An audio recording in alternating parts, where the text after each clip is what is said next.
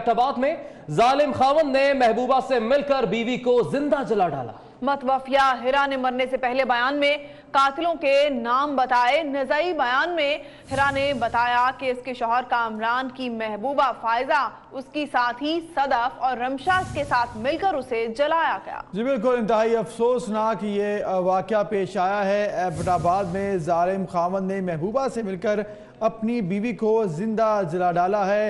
हिरा ने मरने से पहले बयान में कातिलों के नाम भी बताए और इस बयान में हिरा ने बताया कि इसके शौहर कामरान ने महबूबा फायजा उसकी साथी के साथ मिलकर उनको कत्ल किया। इस पर बात करते हैं, हमारे साथ मौजूद हैं जुबैर अबान। जुबैर बताएगा, बयान सामने आया है, क्या कहना है पुलिस का, क्या तहकीकात की गई, क्या तफसील है इस केस की?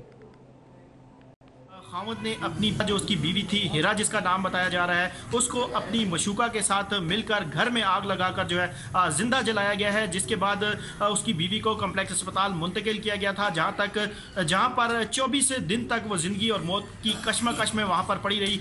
जिसके बाद उसकी मौत जो है वो वाक़या हो चुकी है। अब जो लड़की है उसने वहां पर कम्प्लेक्स अस्पताल के अंदर भी जो है अपना वालिद को एक बयान रिकॉर्ड करवाया है। उसकी जो बयान है वो भी 24 ने जो है वो हासिल कर लिया है। वालिद ने यह इल्ज़ाम आज किया है कि उसकी जो बेटी थी उसको उसके खामंद कामरान और उसकी जो एक माशूका थी उसने मिलकर जो है घर में आग लगाकर जिंदा जो है वो जला दिया था। जिसके बाद अस्पताल में वो दम तोड़ गई और ताहाल 1 माह गुजरने के बावजूद मुसलसल वो FIR के लिए थाना कैंट के चक्कर लगा रहा है, मगर इस वक्त तक उसकी FIR जो है वो दर्ज नहीं की जा सकी है। वालिद ने चीफ जस्टिस ऑफ पाकिस्तान से यह मुतालबा किया है कि इसका नोटिस लेकर उसे जो है इंसाफ फराहम किया जाए। जी ठीक है, शुक्रिया आपने हमें आगाह किया। नाज़रीन, कामरान, फायजा, सदफ और रिमशा ने मुझे जलाया है, ये हैं वो अल्फाज जो 20 साल की हिरा ने मरने से कबल अदा किए। हिरा ने अपनी मौत से कबल कातिलों का नाम बताया, मगर पुलिस की बेहिसी की इंतहा है कि वो कातिलों के खिलाफ मुकदमा तक दर्ज अभी तक नहीं कर रही। शख्स फायजा, दूसरी सदफ, तीसरी रिमशा, चौथा कामरान। शख्स फायजा, दूसरी सदफ, तीसरी रिमशा, चौथा कामरान। शख्स फायजा, दूसरी सदफ, तीसरी रिमशा, चौथा कामरान। शख्स फायजा, दूसरी सदफ, तीसरी रिमशा, चौथा कामरान। जिंदा जलाई जाने वाली हिरा का क्या कहना था आपने देखा। उनके वालिद का कहना है कि पुलिस मुलजिम को बचा रही है। मेरी दरख्वास्त पर FIR दर्ज करने की बजाय कातिलों की दरख्वास्त पर नामालूम अफराद के खिलाफ मुकदमा दर्ज किया गया। हिरा ने मरने से कबल अपने नज़ाई बयान में कातिलों का नाम बताया। हिरा के ससुराल वालों ने बेटी से मिलने भी नहीं दिया गया। 24 दिन ज़ेर इलाज रही है और शुरू में जो है मेरे जो बेटी के ससुराल वाले थे वो मुझे मौका ही नहीं दे रहे थे कि मैं अपनी बेटी से बात करूं, उससे पूछूं। बाद में जब मुझे मौका मिला है तो मैंने उसकी वीडियो बनाई है, उसमें आप ख़ुद बयान जो है मुलाकात कर सकते हैं, मेरे पास वीडियो मौजूद है। उसके अलावा बेटी मेरी ज़िंदा थी। मैं कुछ 6 दफ़ा गया हूँ पुलिस स्टेशन कैंट थाना कैंट में। उन्होंने मुझे कहा कि भाई आपकी FRI जो है पहले दर्ज हो चुकी है, लिहाजा हम नेक्स्ट FRI नहीं काटते हैं। अभी मैं मसलसल मेरी बेटी जो है 30 दिसंबर 1918 को फौत हो गई है सुबह 7 बजे। लिहाजा मैं चीफ जस्टिस साहब से, IG साहब से और जो इंतज़ामी अफिसरान हैं उनसे इल्तमास है, मेरी दरख्वास्त है कि मुझे इंसाफ दिया जाए।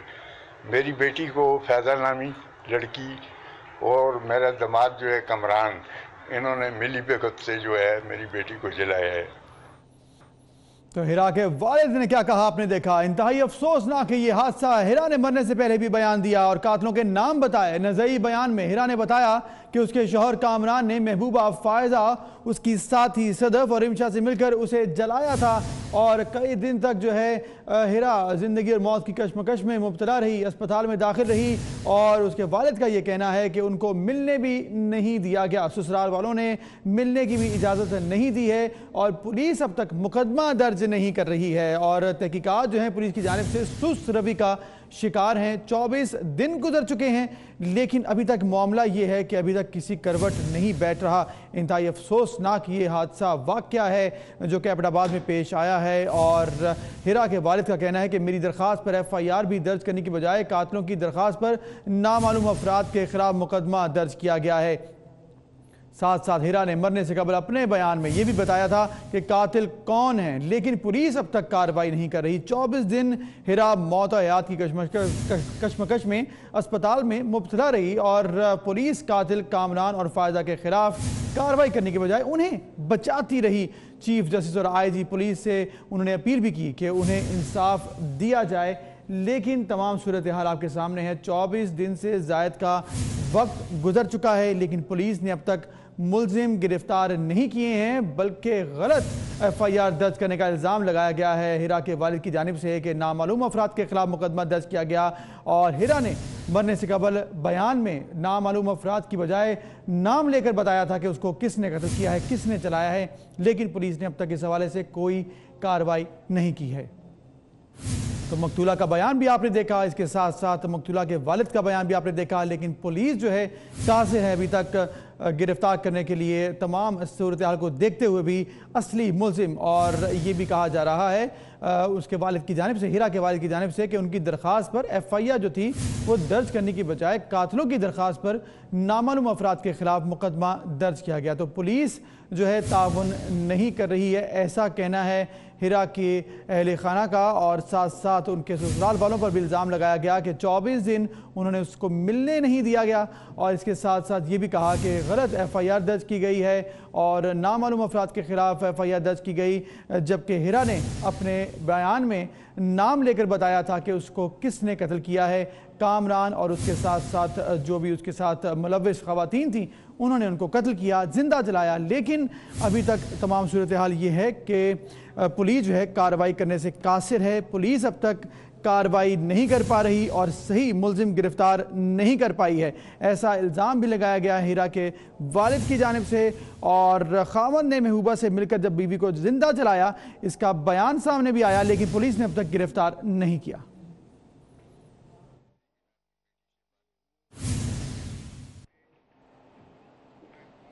घोटकी के बासर वडेरे ने स्याहकारी के मुलजिम की 2 कमसिन बेटियां वनी करने का हुक्म दे दिया है। 7 लाख रुपए जुर्माने की सजा भी सुनाई गई है। मुतासरा खानदान ने वडेरे के खिलाफ प्रेस क्लब के बाहर एहतजाजी मुजाहरा किया है। हम खबर से आपको आगाह कर रहे हैं।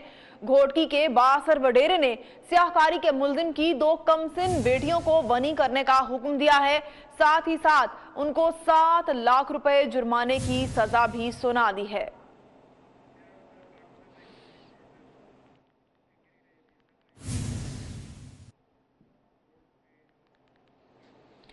पाकपतन में 2 भाइयों के जमीन के कब्जे के तनाजे पर जाने वाली पुलिस पार्टी पर तशद्दुद किया गया। देहातियों ने पुलिस एहलकारों को डंडों और मुक्कों का निशाना बनाकर वीडियो सोशल मीडिया पर वायरल कर दी है।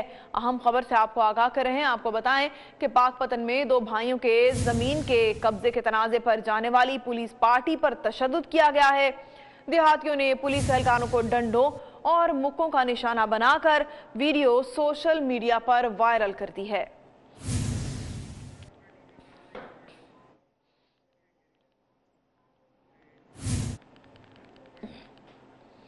तहरीके इंसाफ डेरा गाजी खान के सिटी नायब सदर पर कातिलाना हमले की CCTV फुटेज 24 न्यूज ने हासिल कर ली है। फुटेज में हमलावर को वाज़े तौर पर देखा जा सकता है। 2 जनवरी को जख्मी होने वाले राशिद बुखारी गुज़िश्ता रोज दम तोड़ गए थे। अफसोसनाक वाक़या डेरा गाजी खान में पेश आया, जहां तहरीके इंसाफ के सिटी नायब सदर पर कातिलाना हमला किया गया। CCTV फुटेज इस वाक़े की 24 न्यूज ने हासिल कर ली है और फुटेज में हमलावर को वाज़े तौर पर देखा जा सकता है। 2 जनवरी को जख्मी होने वाले राशिद बुखारी गुज़िश्ता रोज दम तोड़ गए थे।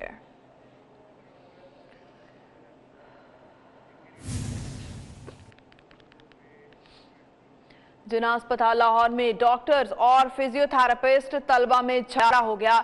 झगड़ा फिजियोथेरेपिस्ट डिपार्टमेंट के सरबराह की तकर्री के मामले पर हुआ। जिना अस्पताल में काम ठप हो गया है। पुलिस की भारी नफरी मौके पर पहुंच गई है। आपको बताएं कि डॉक्टर्स ने हड़ताल कर दी है। जिना अस्पताल में डॉक्टर्स और फिजियोथेरेपिस्ट तलबा में झगड़ा हुआ है। झगड़ा फिजियोथेरेपिस्ट डिपार्टमेंट के सरबराह की तकर्री के मामले पर हुआ। जिना अस्पताल में काम ठप कर दिया गया है, जबकि पुलिस की भारी नफरी भी मौके पर मौजूद है।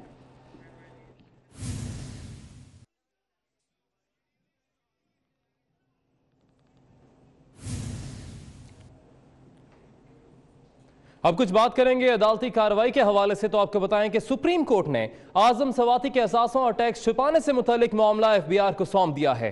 चीफ जस्टिस ने रिमार्क्स दिए कि करता धरता बड़ा आदमी है, इसलिए कुछ नहीं किया गया। मिसाल कायम करना चाहते हैं कि बड़े आदमी छोटों को नहीं रोन सकते। तफसीलात जानिए इस रिपोर्ट में।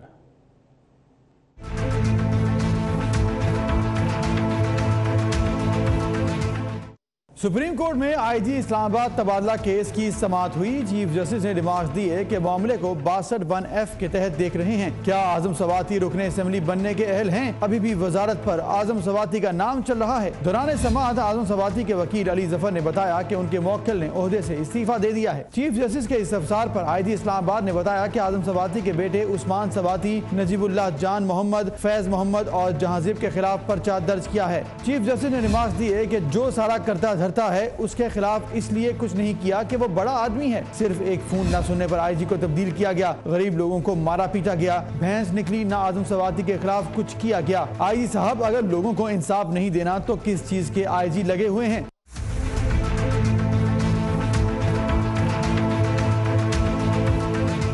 JIT रिपोर्ट में आ गया है कि वजीर के साथ पुलिस ने खुसूसी बर्ताव किया। IG को मुखातिब करते हुए चीफ जस्टिस का कहना था कि आप IG बने ही इस मुकदमे की वजह से हैं, लेकिन आप कुछ करना ही नहीं चाहते। पुलिस ने पर्चा दर्ज नहीं करना। अदालत आजम सवाती को 62(1)(f) के तहत नोटिस कर देती है। JIT ने कुछ मामलात में नैब को मुदाखलत की सिफारिश की है। चीफ जस्टिस ने यह भी इस्तफसार किया कि इलेक्शन कमीशन के अलावा कोई ऐसा फोरम है जहाँ इस मामले को भेजा जाए। अदालत ने आजम सवाती के असासों और टैक्स छुपाने से मुतालिक मामला FBI को भिजवाते हुए करार दिया है कि फौजदारी मुकदमा ट्रायल कोर्ट में ही जारी रहेगा। अदालत ने यह भी हुक्म दिया कि बाकी मामलात पुलिस और CDA देखे। साबिक वजीर खजाना इसहाक डार को कब वापस लाया जाएगा? कब तक वो लंदन में बैठे रहेंगे? चीफ जस्टिस साकिब निसार अदालत पर रिमार्क्स देते हुए बरहम हो गए।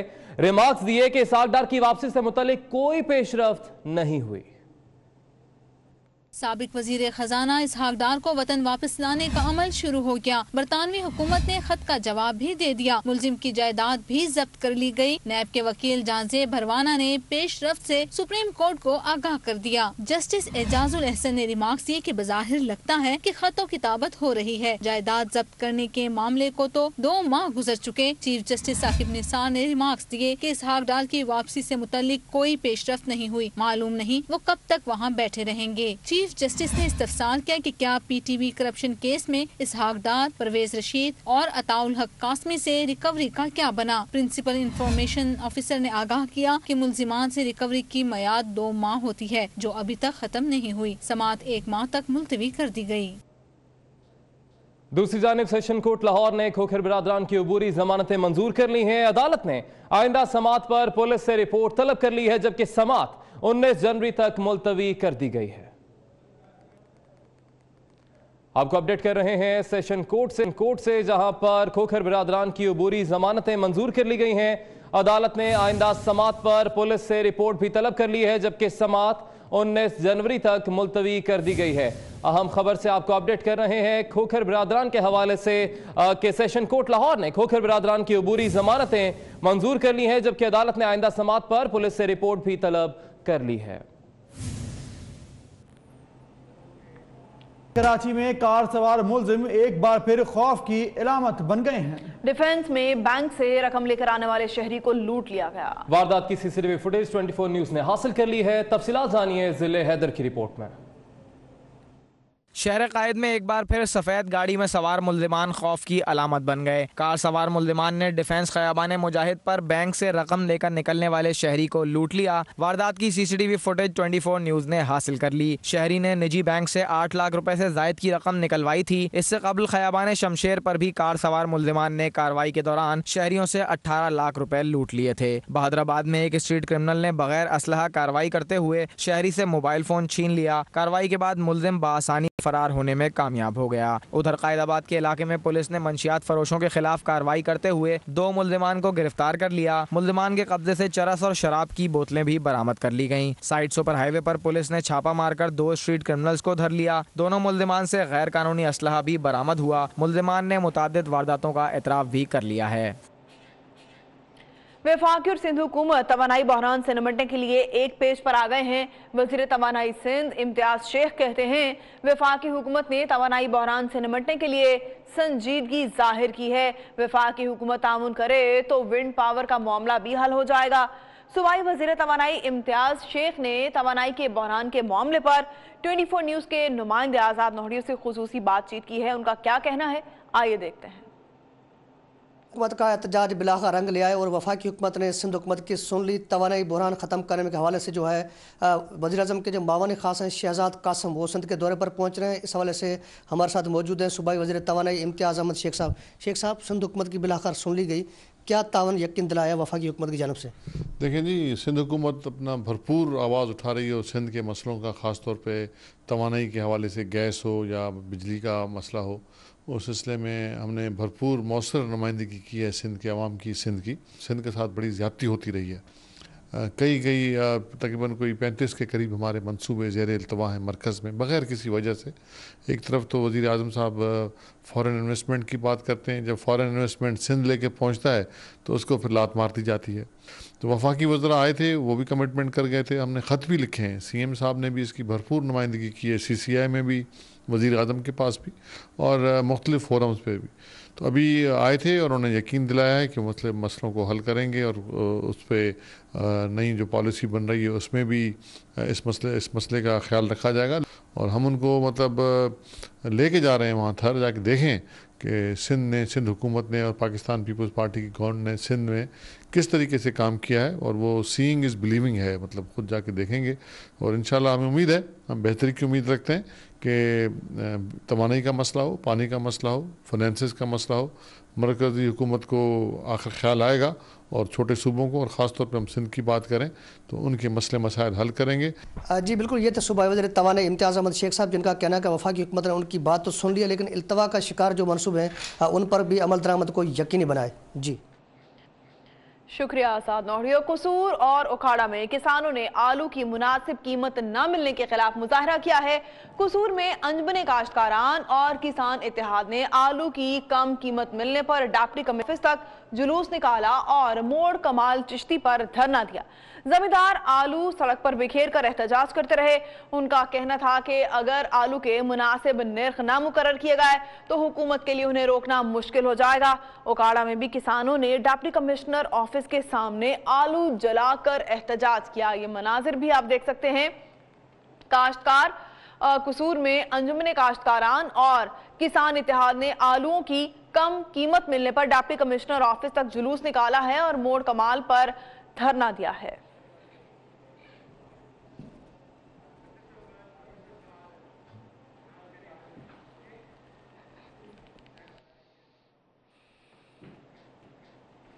साबिक वजीर दाखिला चौधरी निसार के लिए खतरे की घंटी बज गई है। तहरीक इंसाफ चौधरी निसार अली की असेंबली रुकनीत खत्म करने के लिए मैदान में आ गई है। तहरीक इंसाफ की रुकने पंजाब असेंबली मोमिना वहीद ने चौधरी निसार की रुकनीत मनसूख करने के मुतालबे की करारदाद पंजाब असेंबली में जमा करवा दी है। आपको बताएं कि साबिक वजीर दाखिला चौधरी निसार के लिए खतरे की घंटी बज गई है। मोमिना वहीद जिन्होंने उनके खिलाफ ये तहरीक जमा करवाई है कि चौधरी निसार की असेंबली रुकनीत मनसूख कर दी जाए, ये करारदाद पंजाब असेंबली में जमा करवाई गई है। तहरीक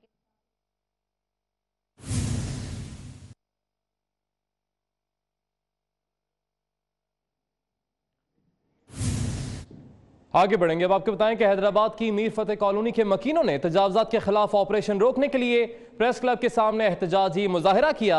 मुजाहिरीन ने मुतालबात के हक में नारेबाजी भी की, जबकि मुजाहिरीन का मुतालबा है कि उनकी कॉलोनी रजिस्टर्ड है जिसे मिसमार ना किया जाए। मजीद तफसीलात जानेंगे वहीं पर मौजूद हमारे नुमाइंदे अली हमजा से। अली बताएगा मजीद क्या मुतालबात किए जा रहे हैं।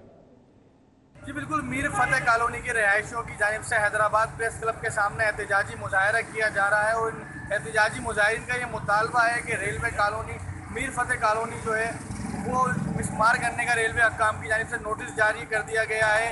जबकि ये कॉलोनी जो है वो सालों से यहाँ पर रह रहे हैं और ये रजिस्टर्ड भी और जो सरकारी नक्शे हैं उसमें भी इस कॉलोनी का नक्शा मौजूद है। तो यहाँ पे मुजाहिरीन यही मुतालबा करते हुए दिखाई दे रहे हैं कि रेलवे हकाम की जानिब से इन्हें हिरासत किया जा रहा है और ये मकानात जो है वो कई सालों से इनके पास है, तो लिहाजा इनको मिसमार ना किया जाए और जो नोटिस जारी किया गया है उसको वापस लिया जाए।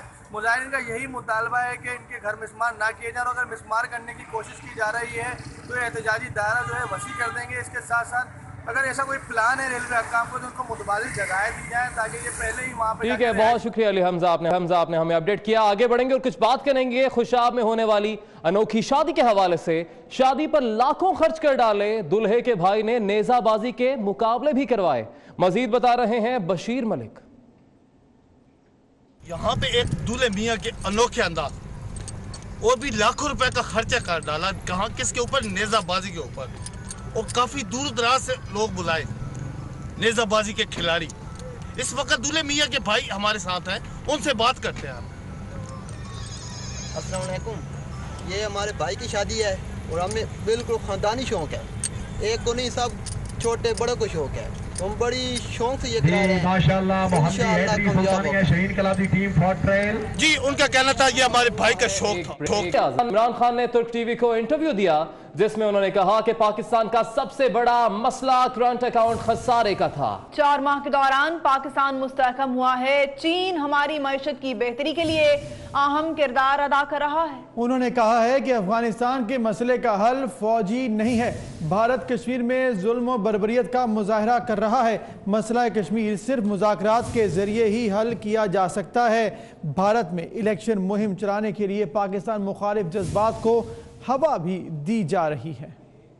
Not going to fight anyone's war. It's not going to be treated like a hired gun, paid to do someone else's job. Our foreign policy will be what is good for people of Pakistan. And we think that rather than what was the previous mantra of doing more, we were always expected to do more. Now Pakistan is going to be an ally in peace. We're going to do our best to help Afghanistan have a peaceful transition, have a political settlement. That's what Pakistan should do. But we are never going to participate in someone else's war again. So the only thing Pakistan should do now is what I've advocated for a long time. There is no military solution in Afghanistan. It's going to find it. और वज़ीर-ए-आज़म इमरान खान हिंदू बनिए की घटिया साजिशें भी भूल गए हैं। कश्मीर में भारत की मारा मारी जारी है। क्रिकेट खेलने और मुज़ाकरात से इंकारी की भी परवाह उन्होंने नहीं की। भारत की ऑस्ट्रेलिया के खिलाफ टेस्ट सीरीज में कामयाबी पर उन्होंने मुबारकबाद दे डाली।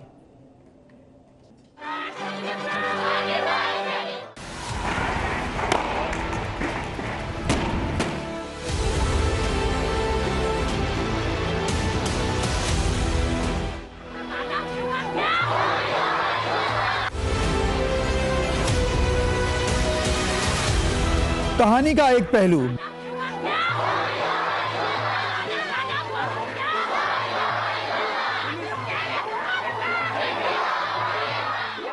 इस माँ का जज्बा आज़ादी भारतीय मज़ालिम के खिलाफ सीसा पराई दीवार है, लेकिन न जाने हुकूमत को ये आवाज़ क्यों सुनाई नहीं देती।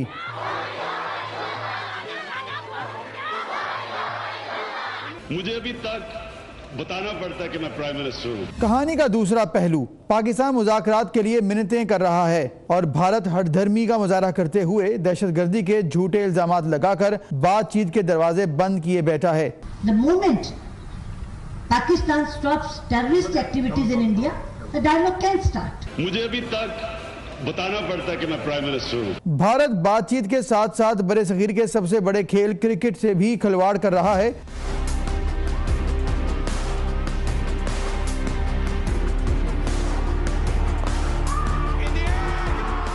और हमारी हर पेशकश पर ना ना ना की रट लगाए बैठा है। मुझे अभी तक बताना पड़ता है कि मैं प्राइम मिनिस्टर हूँ। इमरान खान, अगरचे आप बहुत अच्छे क्रिकेटर रहे, इसीलिए विराट कोहली को जीत की मुबारकबाद दे रहे हैं, लेकिन कब तक, आखिर कब तक ये याद दिलाना पड़ेगा? मुझे अभी तक बताना पड़ता है कि मैं प्राइम मिनिस्टर हूँ। आगे बढ़े और आपको बताएं, वसीम अकरम कप्तान सरफराज अहमद के हक में बोल पड़े हैं। वसीम अकरम का कहना है कि सरफराज का मुतबादिल अगर किसी के पास है तो उसका नाम भी बताया जाए। सरफराज को अभी वक्त देना चाहिए।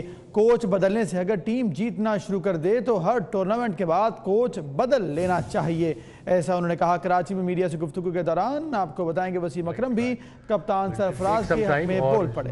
एक और इम्पोर्टेंट अनाउंसमेंट करनी है मैंने कि मैं वसीम अकरम क्रिकेट एकेडमी भी बनाने जा रहा हूँ मुल्तान DHA में। क्वेश्चंस मैं आपसे बाद में लूँगा, मैं एकेडमी के बारे में बताता जाऊँ कि बड़े लोगों ने मुझे ओवर द ईयर्स, आप लोगों ने, मेरे फेलो जर्नलिस्ट, सब ने मेरे से पूछते रहते हैं कि आप एकेडमी क्यों नहीं खोलते। मैं was waiting for the right time, waiting for the right place and waiting कि मैं खुद अपने आप को, मुझे पता हो एकेडमी का ये नहीं मतलब कि मैं एकेडमी खोल दूँ और ख़ुद वहाँ ना जाऊँ। That's not fair on the kids जो वहाँ सीखने आएंगे। कुछ सिस्टम ऐसा होगा कि मैं हफ्ते में 2 दिन वहाँ रहूँगा और state of the art academy बनेगी और वो कोई भी यूज़ कर पाएगा। और लॉन्ग रन जो हमारे प्लान है कि उस एकेडमी में हम कोशिश करेंगे 2 से 3 या 4 पिचेस हम कुछ मट्टी पर्थ से मंगाएं, कुछ साउथ अफ्रीका से मंगाएं।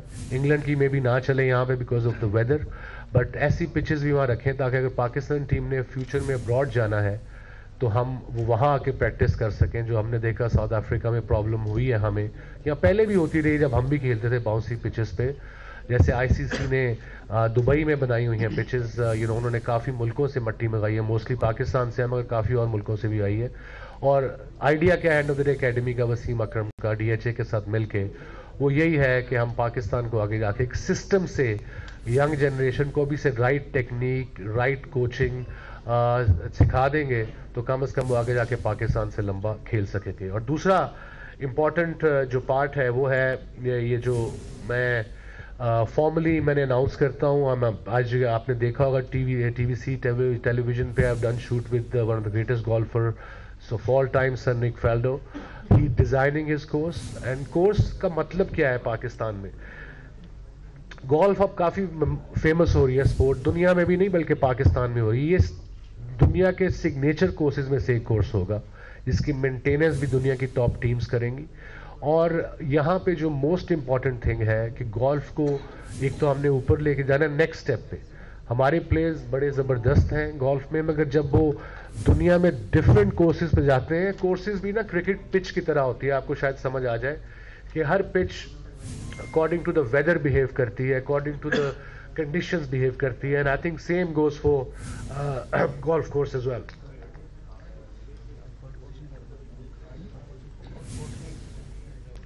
और निक फाल्डो साहब ने बड़ा इंटरेस्ट लिया है, वहाँ पे गोल्फ एकेडमी भी सर निक फाल्डो के नाम से बनेगी, जो वो पूरी दुनिया में, I think he is the only golfer who is working with all the youngsters golf में।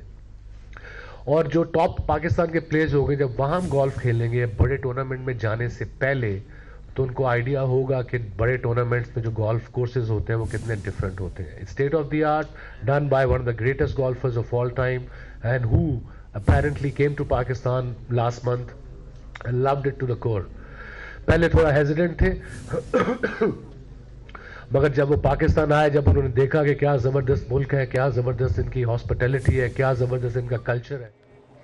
आगे बढ़ेंगे, अब कुछ बात करेंगे अवामी मसाइल के हवाले से। फैसलाबाद में गैस की लोड शेडिंग शहरियों के लिए वबाल जान बन गई।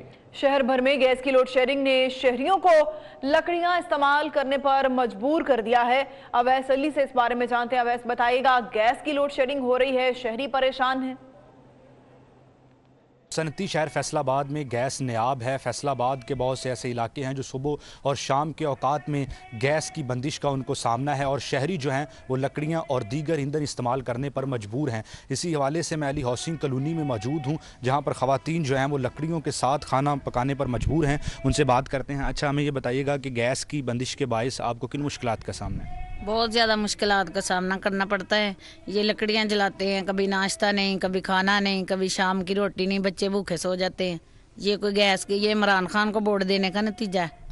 जी बिल्कुल, जैसा कि आपने सुना कि शहरी जो हैं वो तब्दीली के दावेदारों पर जो है वो नाला है। उनका यही कहना है कि वोट तो दिया है मगर शहर भर में गैस नायाब हो चुकी है। गैस की लोड शेडिंग के बायस शहरी सुबह और शाम के औकात में खाना भी नहीं पका सकते और उन्होंने ये मुतालबा किया है कि शहर भर में गैस की बहाली को मुमकिन बनाया जा सके ताकि शहरी जो हैं उनको सहूलियात फराहम की जा सके और उनकी मुश्किलात कम हो सके। शुक्रिया अवैस अली आगाह कर रहे थे। तहरीक इंसाफ ने नया कर्ज लेने में नून लीग को भी पीछे छोड़ दिया है। वफाकी हुकूमत ने 5 माह में औसतन हर माह 448 अरब रुपए कर्ज लिया। मजमूई कर्जे 264 खरब 52 अरब रुपए से भी तजावुज कर गए। स्टेट बैंक के मुताबिक रवा माली साल के पहले 5 माह के दौरान वफाकी हुकूमत के कर्जे 9.3% बढ़ गए। नवंबर के इख्तिताम तक वफाकी हुकूमत के कर्जों का मजमूई हजम 264 खरब 52 अरब 60 करोड़ रुपए की बुलंद तरीन सतह पर पहुँच गया। इस दौरान अंदरूनी कर्जे 5.5% इजाफे से 173 खरब 22 अरब 80 करोड़ रुपए और बैरूनी कर्जे 17% इजाफे से 91 खरब 29 अरब 80 करोड़ रुपए के हो गए। जुलाई से नवंबर तक वफाकी हुकूमत ने 9 खरब 6 अरब 50 करोड़ रुपए के कर्जे मकामी ज़राए से लिए, जबकि बैरूनी कर्जों में 13 खरब 34 अरब रुपए का इजाफा हुआ। पीटीआई की हुकूमत की कर्ज लेने की रफ्तार मुस्लिम लीग नून की हुकूमत की तरफ से आखिरी साल कर्ज लेने की औसतन रफ्तार से भी 56% ज्यादा है।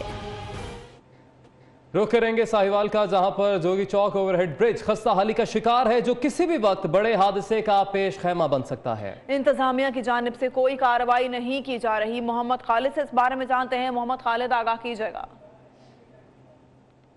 मैं इस टाइम जोगी चौक ओवरहेड ब्रिज के नीचे मौजूद हूँ जो कि आज से 20 साल पहले बना था। जो जब से बना है उस टाइम से ये टूट फूट का शिकार है। इसमें अब जो इसके नीचे जो पिलर बने हुए हैं वो तो बिल्कुल खस्ता हाली का शिकार हो चुके हैं। मेरा कैमरामैन दिखाएगा, ये बिल्कुल टेढ़े हो चुके हैं इस टाइम। और साथ ही इस नहर में इतनी ज़्यादा गंदगी आती है कि पूरे शहर का गंद जो कि इस नहर में ही आ रहा है। हमारी गवर्नमेंट का ये मुँह बोलता सबूत है कि इसको कोई रिपेयर नहीं करता, कोई कोशिश नहीं करता। ये हमारे साथ एक शहरी मौजूद है, इससे पूछते हैं कि ये क्या कहते हैं। जी अस्सलाम वालेकुम। मैं पिछले 10 साल से इस स्टैंड पे जोगी चौक वाले रेंट पे मैं गाड़ी चलाता हूँ, इधर मौजूद हूँ। ये जब से हम इधर आए तब से ये देख रहे हैं इस पुल का यही हाल है और ना ही कोई रिपेयरिंग वाला आया, ना ही कोई नहर की सफाई वाला आया। और मेन इशू इसमें एक और भी आ रहा है, इस नहर में एक सीवरेज जंगला होना चाहिए क्योंकि कोई डेड बॉडी आती है या गिरती है उसको बचाने वाला भी डूब जाता है और अगर डूब जाता है तो वो इधर से मिलता नहीं। और ये हमारी इंतज़ामिया को चाहिए ना इस चीज़ पे नोटिस ले और चेक करवाएं इनको। जो हमारे शहरी का कहना है कि इंतज़ामिया को चाहिए कि इसको रिपेयर किया जाए और इसमें एक जंगला लगाया जाए, कोई आदमी गिर जाता है उसको बचाने का इंतज़ाम किया जाए। जी शुक्रिया मोहम्मद खालिद, आगाह कर रहे थे। नौशहर फिरोज के शहर महराबपुर का रेलवे स्टेशन हुकूमती अदम तवज्जो का शिकार है। प्लेटफॉर्म टूट फूट का शिकार हो चुका है। मुसाफिरों के बैठने के लिए कुर्सियां तक नहीं हैं। मुसाफिरों को मुश्किलात का सामना है। आमिर मलिक की रिपोर्ट देखिए।